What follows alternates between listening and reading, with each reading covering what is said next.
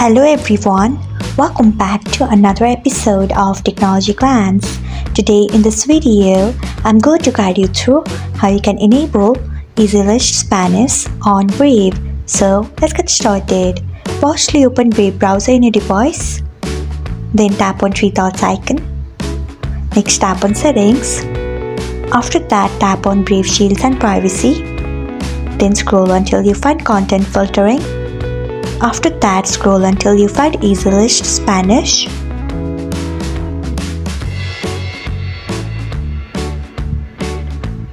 Then turn on it by tapping on it. So, this is how you can enable EasyList Spanish on Brave. Thanks for watching. If you found this guide helpful, we would love it if you hit the thumbs up button below.